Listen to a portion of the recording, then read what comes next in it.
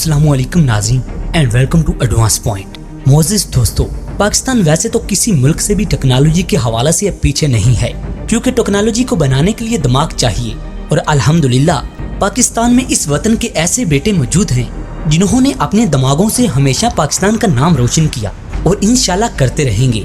इस बार जिस टेक्नोलॉजी के बारे में बताने जा रहा हूँ, इस टेक्नोलॉजी का अल्हम्दुलिल्लाह दुनिया में कोई सानी नहीं। लेकिन दोस्तों, वीडियो शुरू करने से पहले आप लोगों से सिर्फ इतना कहूँगा कि हमारी वीडियो को स्किप किए बगैर आखिर तक जरूर देखिएगा, ताकि आप लोगों को सही और जामे मालूमात मिल सके।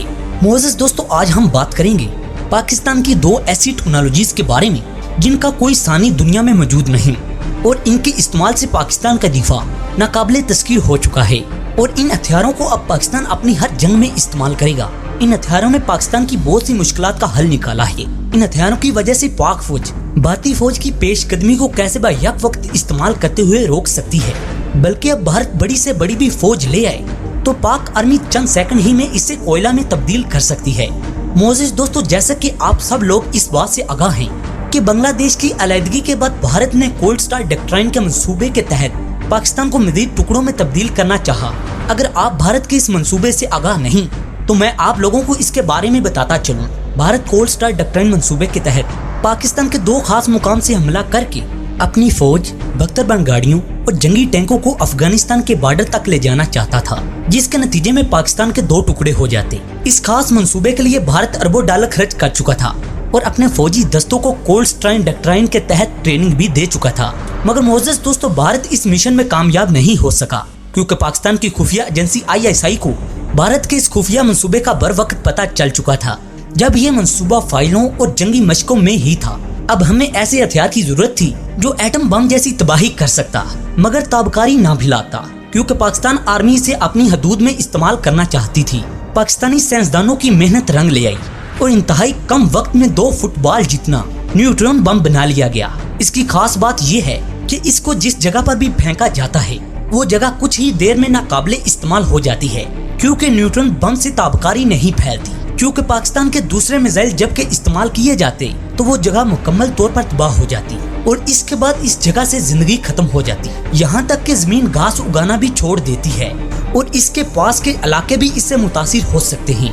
मोअज़्ज़िज़ दोस्तों, न्यूट्रॉन बम जो कि नस्र मिसाइल में नस्ब किया गया है और भारतीय कोल्ड स्टार डॉक्ट्राइन को हमेशा के लिए दफन करने में आम साबित हुआ कि नस्र मिसाइल से भारतीय फौज किसी तरह से भी महफूज नहीं रह सकती, क्योंकि नस्र मिसाइल के हमले से मोटी मोटी लोहे की चादरों में भी भारतीय फौजी महफूज नहीं रह सकते।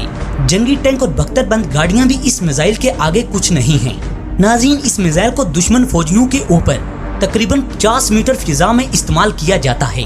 दोस्तों, एक न्यूट्रॉन बम को फेंकने से तकरीबन 3 किलोमीटर एरिया में न्यूट्रॉन बारिश की तरह बरसते हैं और वहाँ मौजूद हर जिंदा जिस्म की मौत फौरी वाक़ई हो जाती है।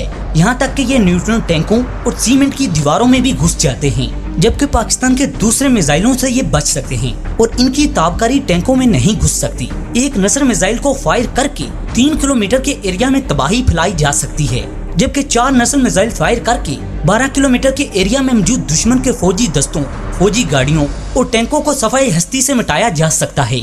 यही वजह है कि भारतीय फौज इंतहाई जदीद हथियार रखते हुए भी पाकिस्तान पर हमला नहीं कर सकती। पाकिस्तान के नए और जदीद 3 नस्र मिसाइल की रेंज तकरीबन 70 किलोमीटर तक है। शुरू में इस मिसाइल की रेंज 60 किलोमीटर तक थी। कहा जाता है कि इस मिसाइल का निशाना इंतहाई जबरदस्त है, यानी ये जिस चीज पर भी दागा जाता है उसे 100% तबाह करने की सलाहियत रखता है। इसके अलावा पाकिस्तान आर्मी ड्रोन्स को इस्तेमाल करते हुए दुश्मन फौजी दस्तों की जासूसी और उनकी लोकेशन मालूम करके इस मिसाइल को इस्तेमाल कर सकती है। पहले जंगों में एक फौजी टीम अगले महाज पर होती थी।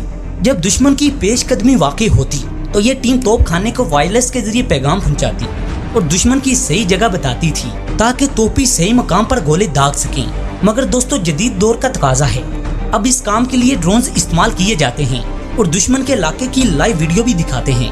वो दुश्मन की सही जगह मालूम करने के बाद आप समझ सकते हैं कि नस्र मिसाइल 70 किलोमीटर तक तबाही फैला सकता है। मोअज़्ज़िज़ दोस्तों, याद रहे, अमेरिका जैसा भी मुल्क इन हथियारों को इस्तेमाल करता है जिनकी रेंज पाकिस्तान के नस्र मिसाइल से कम है। मोअज़्ज़िज़ नाज़रीन, आज की वीडियो में इतना ही। मज़ीद दिलचस्प और इन्फॉर्मेटिव वीडियो देखने के लिए हमारे चैनल के साथ जुड़े रहिए। दोस्तों, मुल्क पाक से मोहब्बत का इजहार करते हुए कमेंट सेक्शन में पाक फौज जिंदाबाद پاکستان پائندہ باد ضرور لکھیے گا اور وطن عزیز کے لیے دعا کیجیے گا۔ دوستو اپنا بہت سا خیال رکھیے گا۔ اللہ نگہبان۔